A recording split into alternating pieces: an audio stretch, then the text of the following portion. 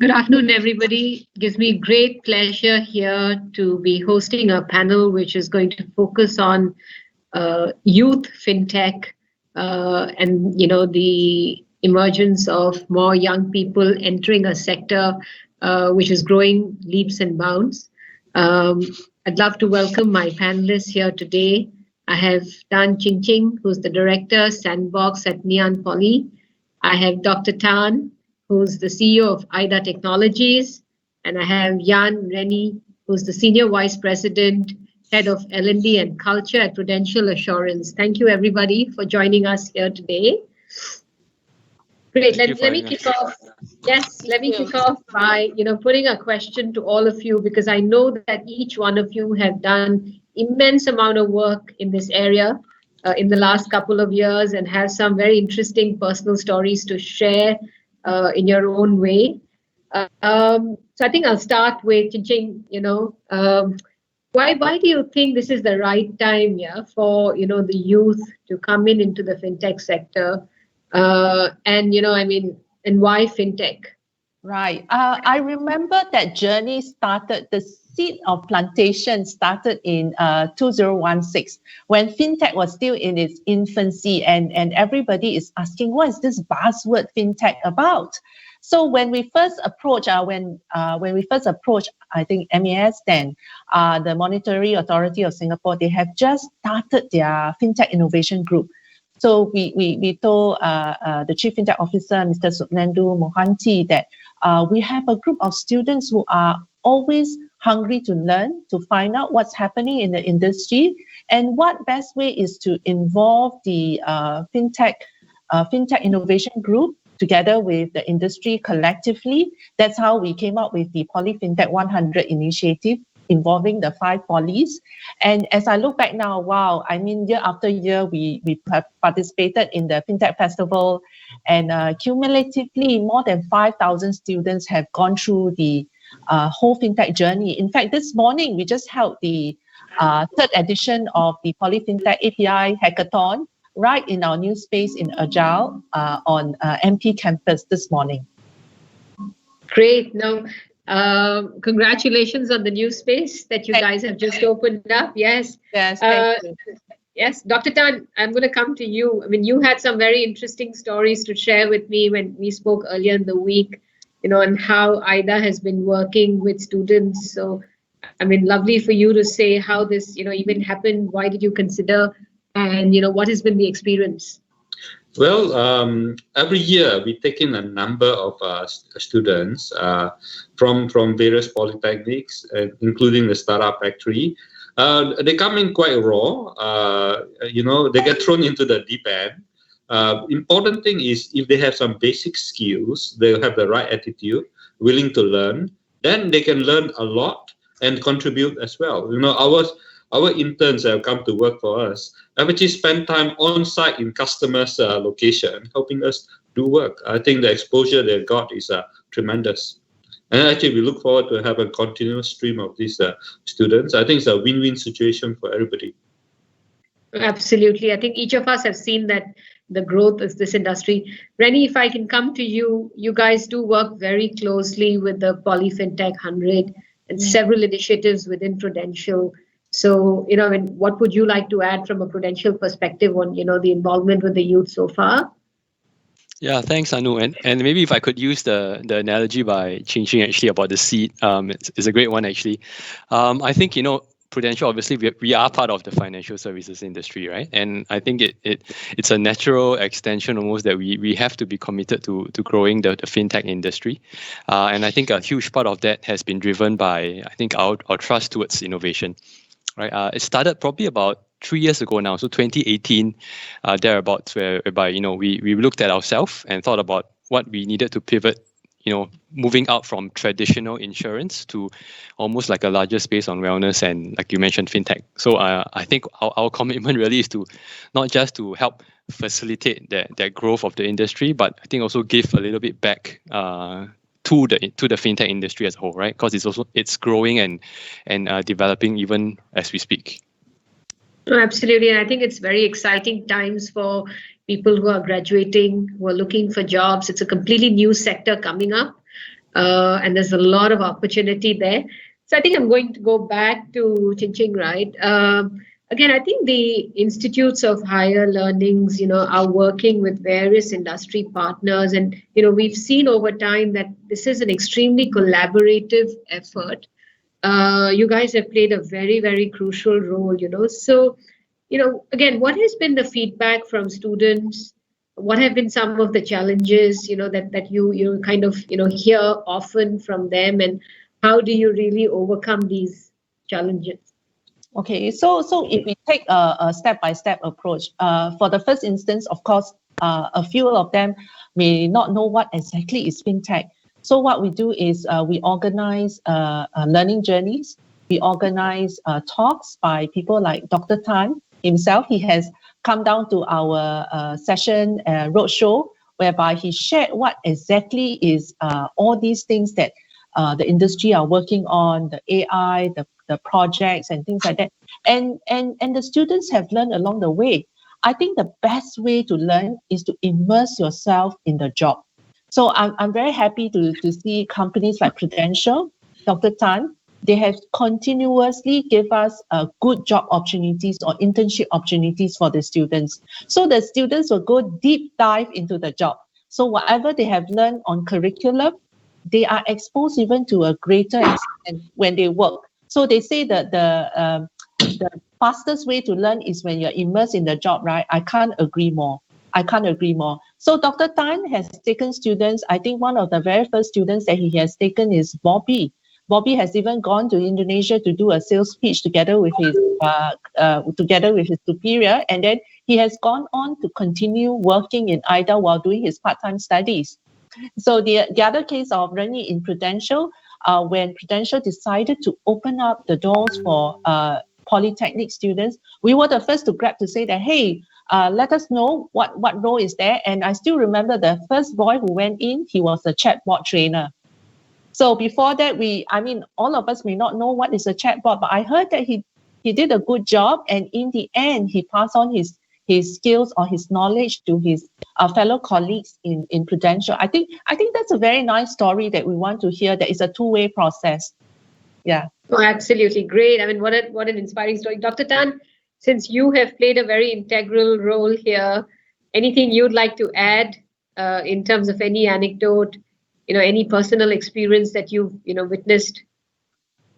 I would say because we do find the stream of talent from the polytechnics to be quite useful. I'll tell you what works and what will not work, right? For companies like ourselves, we are very tech heavy. We need people with some sort of background on programming, right? If you have some programming skills, then I think you are on a good start. But we don't need you to be a master, right? And nobody expects you to be a master coming out from poly, right? So there's a sweet spot where you need to know the basics, you need to understand the concepts, but nobody expects you to master, right? We have realistic expectation about what you can do and what you cannot do. And when you come in, we have mentors who will guide you, right? So most important is to have the right mindset, that you are there to learn, and then you'll find, hopefully, I believe our environments are a very friendly one, but we have a very high expectations that you work very hard, right? If you're willing to work very hard, our people will support you, and then you come along and you grow. Actually, we have taken in, I think, over the last few years, more than 10, I think. And of this more than 10, I would say majority have now either come on and then they've gone on to do higher studies, either part-time or full-time. Of course, the young men have now all gone on to do MS, and many have not expressed interest to want to come back and so on. So I think we have actually helped grow them.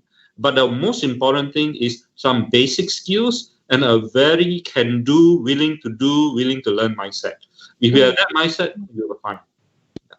Half a better one. Yeah, absolutely. I think that's a great piece of advice there. Having the right mindset, and the attitude takes you into anything new.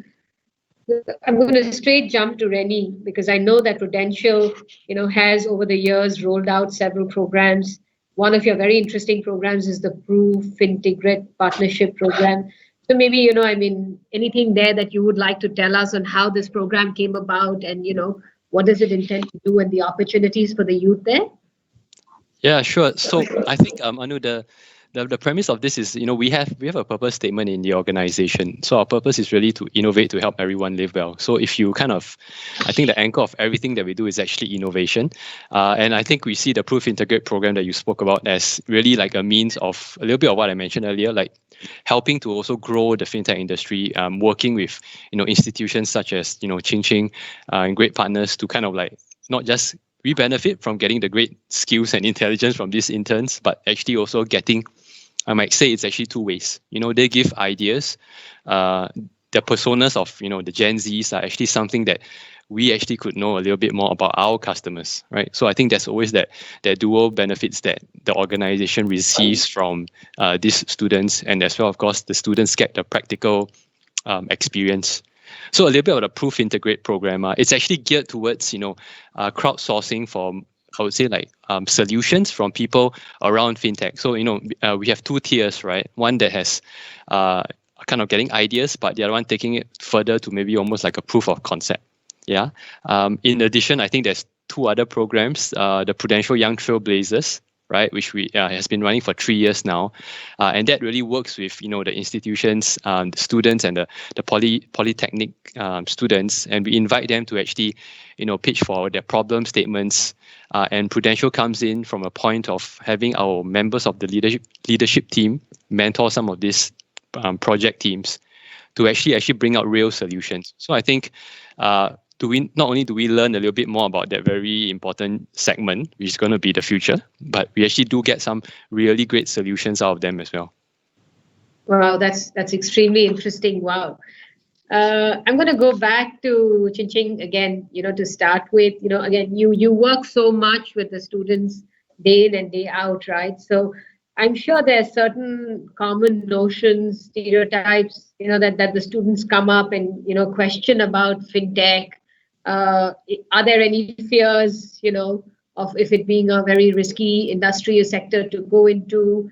Do they still prefer to go into the more traditional sectors? And how do you, really answer that and tackle with that? Yeah, thanks for that question, Anu. So in fact, I think when you talk about internship, right, in the past, I think traditionally, for those who are taking a diploma in banking and finance, they will typically go into corporate banking, treasury, investment banking. So when we talk to the students nowadays, we say that expand your horizon. Think of the possibilities of how financial technology come together and what kind of newer technologies and innovation that you can come out of it. So a lot of these students, besides working in those traditional roles, they have started to take attention about those innovation labs that we talk about. I think in the fintech, we hear a lot about innovation labs. So when we do the innovation lab cross and they have the exposure to them, I think that kind of uncertainty or fear sort of it will not be there anymore, because they see that, hey, there are actually people working in all these innovation labs. So it's not something from fiction or something that is out of the blue. So I still remember one of the very first innovation lab that was ready then, and we brought the students groups by groups across the 5 polys, was the Visa Innovation Lab at Robinson Road, which is very close to the ATRR. I think that really opened the eyes of the students. You mean there is such a thing called an innovation lab where different disciplines come together, they learn and they explore and they co-create ideas. I think through all these innovation labs, through the workshops and the domain experts and the mentors who have brought into the campus, it's sort of dispelled the notion that they have. In fact, nowadays, we have students who walk into Sandbox office. Do you have any fintech internship roles that you can offer me? So that kind of environment has changed, and I think students are more receptive towards it eventually. Wow, that's superbly encouraging. Yeah. And I mean, we have 2 great examples here, Dr. Tan and Rennie, who are part of the industry and who've been there from day one. And I think it's a huge case study example for students to refer to. And again, I'm going to come back to Dr. Tan to ask you, when you take on an intern and they stay with you during that period. I'm sure there are a lot of questions that come up in terms of my scope of work. What am I really here to do? And what are some of the common questions that you guys handle as a company? Sure. So one of the issues that people may be concerned about is can a poly student fit in? Would they know enough? Can they do the work and so on, right? So in the early days, we are also not certain. In fact, you look at my organization, we have more than 10 PhDs in the company. Will they fit in and so on? Fortunately, the answer is yes, right? We are developing real solutions that go into banks or insurance companies. And when we develop a solution, just like you build a house, or build a car, you need all the components to be there, right? You need windscreen wiper, you need a door, you need suspension, and so on. So there are a variety of things that we need to do to make the house, build the whole thing together. And while we build, so there's a part where I have the very serious data scientists that have to go build the algorithms, but I also have people who need to do a visualization. I also need people who do testing and so on, right? So there are plenty of opportunities whereby I need people with the basic skills and hardworking, willing to learn, and then they can contribute. And through that contribution, they are also learning. And we also get a lot of value out of them, right? And then after they learn, we upgrade the work that they can do. So, we're crazy to throw them in to try and do a design from day one, but do work with people to learn how to do something. And once they learn how to do something, we increase the level of complexity and amount of load, right? We basically throw you more and more, more and more until really then you find that you are doing the work of other employees, right? Yeah. Rennie, to come back to you. Have you faced situations where, when you've taken on, the young into your programs, do they come and tell you that, oh, this is not what I really came for, or this is more than exciting, and this has been a great opportunity? What's the reaction? Actually, Anu, the reaction is almost like this is exciting and can we do more, right? So we have our value proposition for the company is actually to create something new, right? So that again is anchored in innovation. And I think when the intern population joins us, and we do take in huge cohorts of both interns across different institutes, and I would say that the Polytechnic students that we have worked with, one thing that I think we really enjoy is they actually have that practical knowledge of both education, of course, which is extremely important, but also the industry side of things.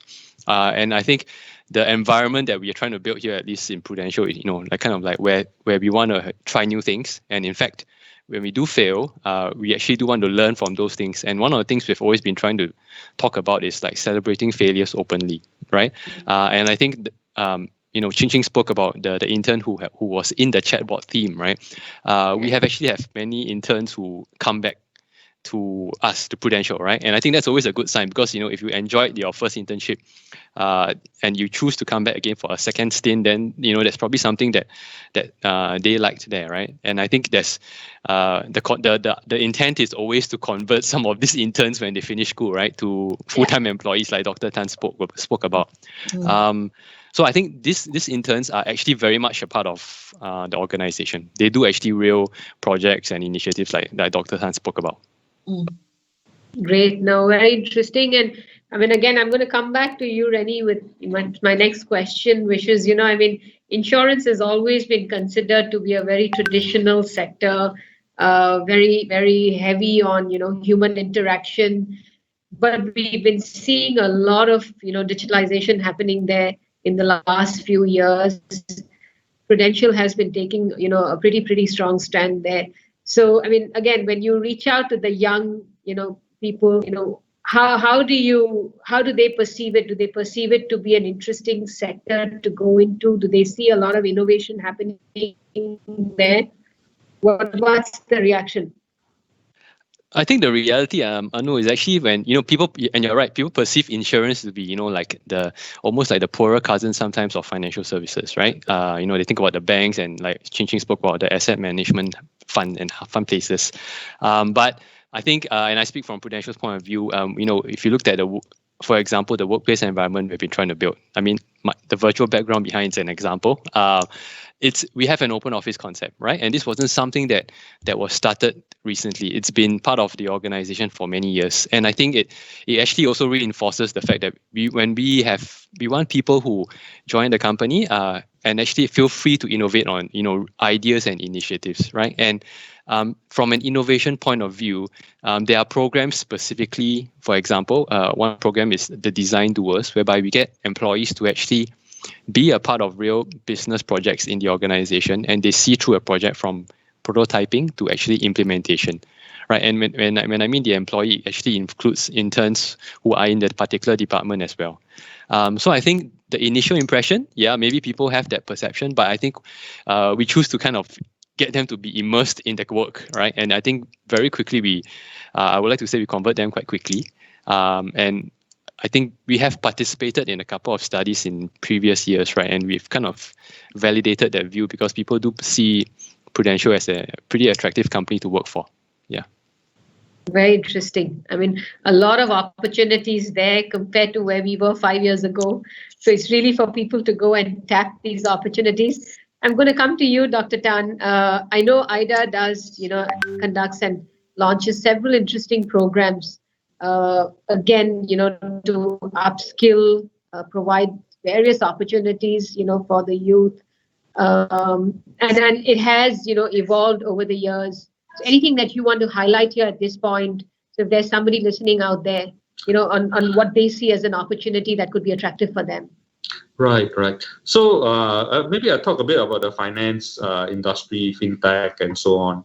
The whole industry is going through sort of huge transformation. This transformation is enabled by technology, digitization, AI, right? Blockchain. So there's a lot of new technologies that's getting infused into the system. And if you're a young man wondering, what will you do with your life and so on, this is a good sector to come in because there are plenty of things to learn, and you are at the beginning of the journey, right? So if you come to a place, any place where you can get exposure, and what kind of exposure do you want? You want exposure that give you an idea of what the industry is like, right? Idea of how innovative technology is being used to transform the industry and make something better, right? So if, for example, you have AI, how is AI being used? Is it used to give you more better targeting of your customers? Is it used for automation or used to detect fraud? So AI can be used in so many ways, right?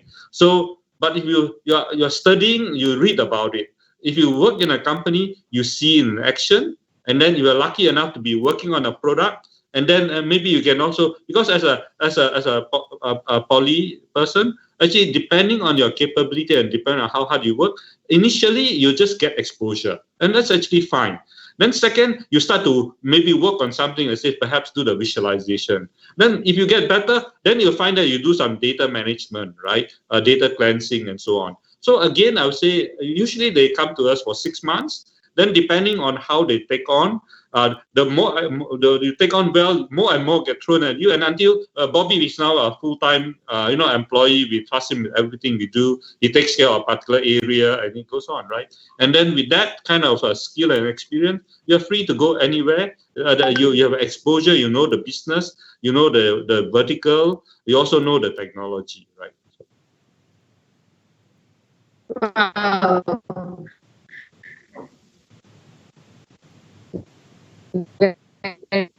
Very interesting. They start to gather awareness on fintechs, this industry, this sector. So as an educationist, do you think there's an opportunity to start nurturing their interest from a younger age, or is Poly really the time for them to be exposed to sectors like fintech, or is it too late when they start asking you these questions? I think, thanks for asking, Anu. That's a very good question, which we constantly contemplate and think about it in the Polys. So just to let you know that in the case of Polys, we have started to go down to the secondary school. So when we talk to the secondary school students, you will be amazed that they are very, very interested in many aspects about technology, about finance, the finance sector as a whole. Companies like Prudential has also gone to target the secondary schools by holding competitions or hackathons. So the same for us. Our different schools will have those outreach programs whereby they reach out to the students from the secondary schools. And in our case, in the case of Sandbox, where my department is based, we have an outreach program that we, when COVID struck, right, we can never meet them face to face. We used to do learning journeys to our office whereby they will say, oh, this is Sandbox. Oh, this is the Makers Academy. Oh, you mean there are startups on campus. So they have all this knowledge. So what we did was we actually moved everything online. So we have a entrepreneurship first step course, whereby it's a 6-hour course to tell you A to Z about entrepreneurship. And then with that, they actually took an online course. And with that online course, they complete a survey as well as a quiz. And then they move on to do a simple business proposal. So with the simple business proposal, the Sandbox office will actually evaluate them. And if we find them good, they can even be shortlisted for an early admission exercise interview. Wow. Yeah. So we go all the way to secondary school, the ITEs, etc. Because Polytechnic is often a next level, a next institute of higher learning that they will explore. So we are full ranging. And the purpose of us setting up the Agile, which is a new space here, is to give students the opportunity to find out more from the startups, to find out more from our industry partner, who is UOB in this case. We have a UOB who has a so-called a hangout at UOB, where the students can chill. We even have our own students who set up a yogurt shop within. It's called Be Your Own Boss. So both UOB and ourselves, we actually judge that competition, and we award the student the opportunity to be their own boss. It may not be act, but you can sell your yogurt well. Who knows, man? You may be the next entrepreneur that we talk about. Yeah, I know it's been a very busy day for you, and you spoke about Agile to us, a while ago. Yeah. So I mean, do you want to just expand a little bit about, who Agile is for, and Yeah, the whole journey begins before COVID, and when COVID struck, and then renovation had to stop. So we have a 10,000 square feet area here, whereby the students, the startups have a chance together with UOB, who has a so-called a learning lab here. So it's a new concept that we brought about, whereby we bring the industry into campus. We have our alumni who came back, who are interested to be startup founders. And then we have students who are aspiring to be entrepreneurs. I think the best way is to bring all of these parties together, right? And this space allows them to co-create, to explore opportunities. And if the students have certain issues about starting up their business, we have a financial expert on campus to tell them that, oh, you have to think about your financials. These are the things that you should do. You have to set up an account. If they are in the payments area, they have a finance and payments experts. And then the startups themselves, by situating themselves, they have their own private rooms, all 10 of them. They can come out, and there are cool areas whereby they hang out, whereby there are futsal table. There are a very nice pantry whereby they can collaborate and share ideas. So this is a space that we have dreamt for a long time. It was delayed due to COVID, but I'm very happy to say that we managed to get the work up and get it launched today. So it was launched by Minister Ong Ye Kung today. It just happened a few hours ago. So that's why I was running about ensuring that we could have a nice launch, and then I can share it with you right now, online, real time. Great. No, congratulations on Agile. And I think it's an open invitation to, the youth out there that, there are a lot of opportunities. You just need to have the right mindset, the right attitude, not shy to, knock your doors and ask people. Enough mentors out there, enough experts like all of you to learn from. So I think I'm going to come to Dr. Tan, because I know, amongst all of us here, he probably has the most experience, and he's had a great journey, from being where he was to where he is today. So, as a mentor, and, when you work with, the youth in your organization, what are some of the advices that you give them at this point, in their career as they start looking at this fintech space? Okay. I think, today's world is not the same as last time, right? Nobody will stay in the same job for the rest of their life, right? It will be very common for people to sort of have multiple jobs in their career, right? In their lifetime. So it's very important for you to have certain skills. If you have the skill, then that skill is yours. And that skill, if you hone it and you are strong in it, then the world is your oyster, right? So I want to say what's special about Poly people is that a lot of Poly people are very practical and they have some hard skills. I think that can be developed even further, because once you have that skill, it's like learning how to ride a bicycle, right? Once you have that skill set you aside from other people. So keep that in mind. Second is don't zoom in too fast, right? Today we talk about fintech. Fintech is good. I like fintech and so on. But remember, fintech today, 5 years down the road, there'll be another wave that come along. It could be quantum, it could be good, God knows, whatever. But really, it does not matter. That's the vertical that you play in. But if you are skilled and you have the right attitude and you prepare yourself, no matter what comes, you can handle it, right? So that's I think it would be wrong if somebody says, at Poly, I want to train to be ABC and they don't want to do that.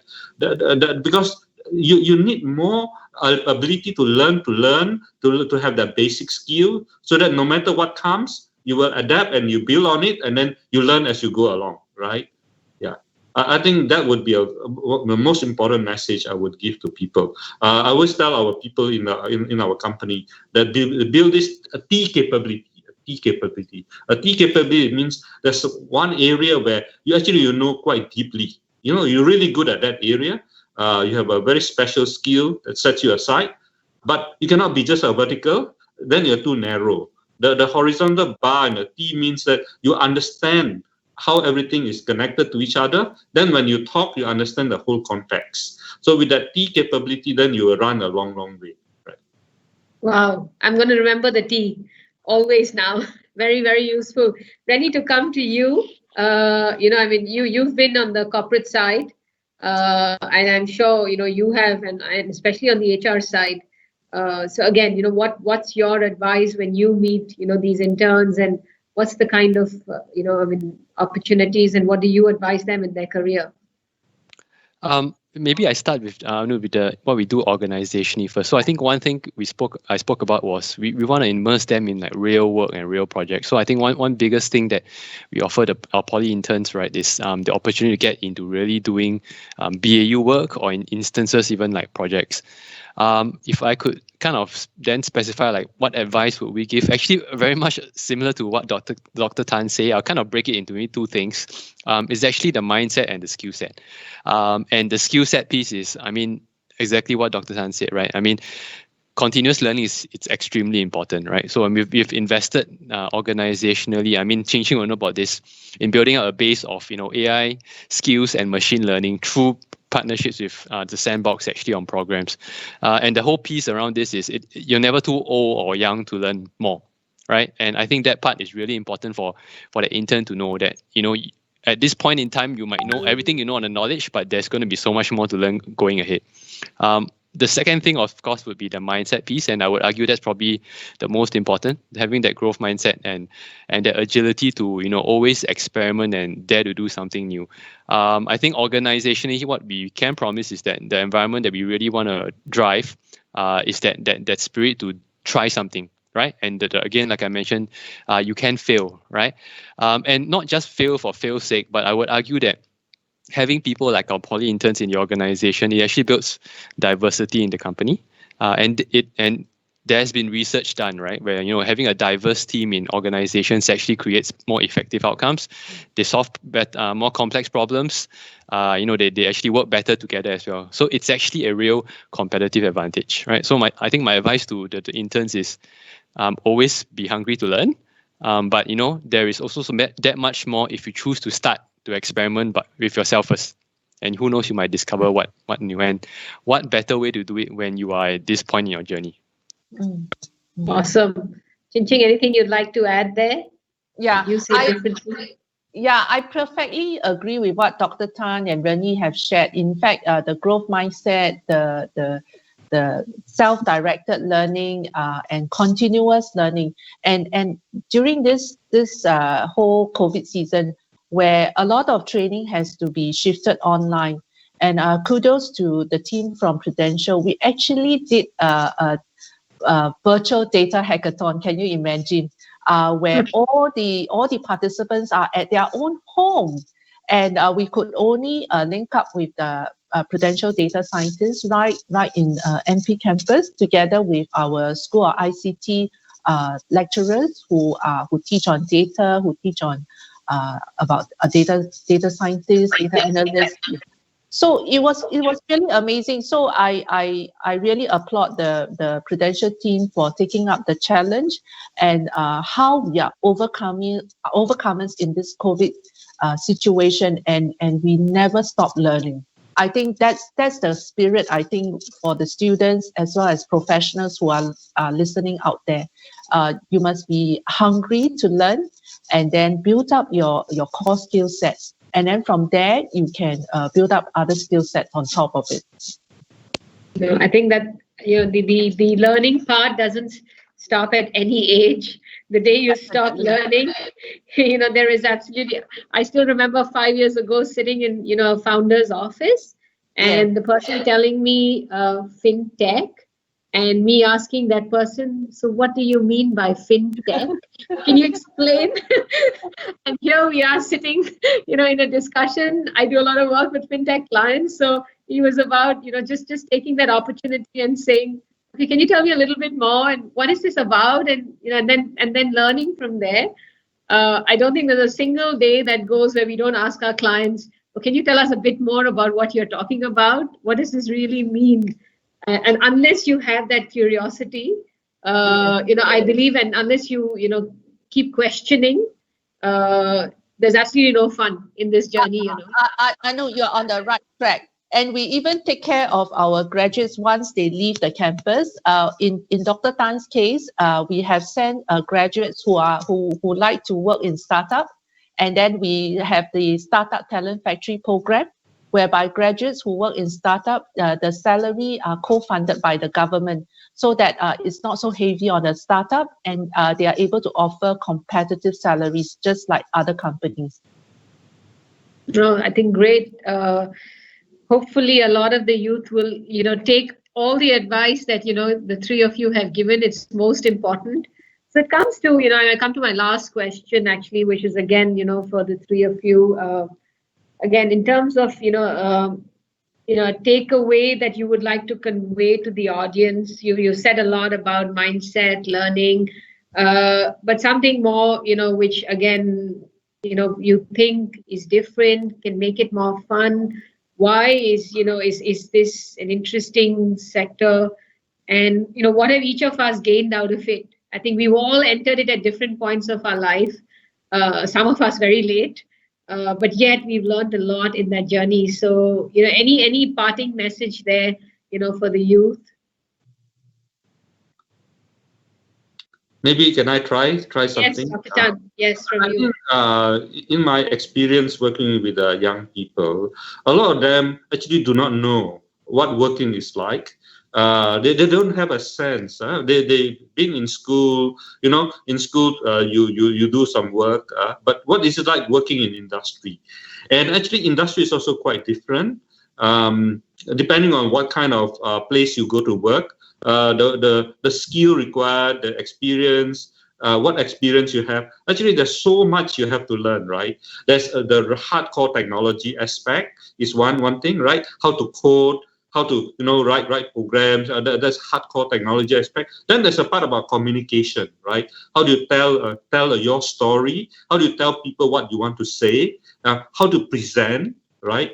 Yeah, and then how to learn new things, how to tell people, how to communicate well. I think all those are things that a person has to pick up, right? So if you can find an environment where you have exposure and you have people who can guide you, then I think you are really lucky, right? Yeah, look for those kind of places, right? I wouldn't say, I'm not trying to say that we have it. I think it depends on who you work with, the environment in general, well, you can find it. I think then you're on your way to learning a lot and be ready for, because a person coming from Poly has got 30 years ahead of them, right? So if they find a good receptacle and they have the right exposure, the future is theirs, right? Chin Chin? Yeah, to me is stay curious. Learning is the new pension. Don't be afraid to fail and continuous learning. Great. Rennie?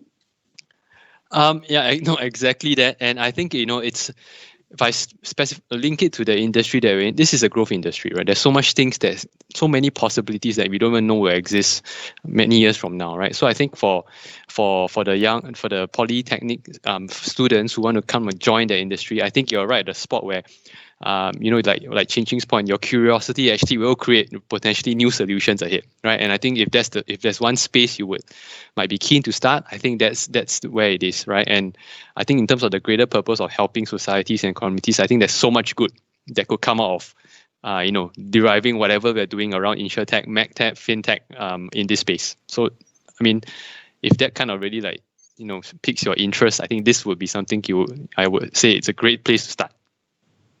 No, great, absolutely. And I think if we go back to, where it all started to, where the fintech industry has come today, we had the, digital banking licenses being announced, a lot of opportunities coming there, for everybody. And I think it's also the young recognizing this as another sector that they could really look at. Far less risky than where it was 5 years ago. A lot of companies who have matured, great technologies going out of Singapore, companies who have scaled out.